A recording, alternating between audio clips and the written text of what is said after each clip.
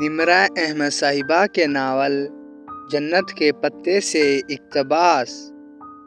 اچھی لڑکیاں۔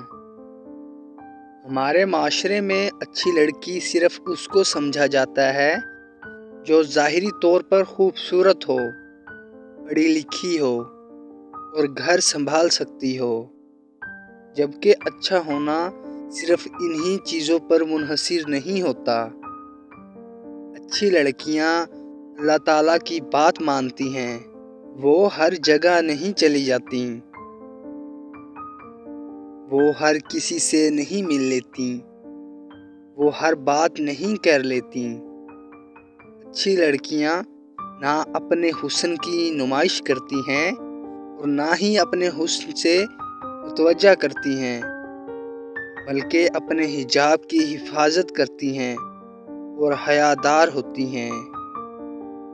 اس بات سے ہم نے یہ سیکھا کہ خوبصورتی اچھائی کو ظاہر نہیں کرتی، بلکہ حیا ہی اصل اچھائی ہے۔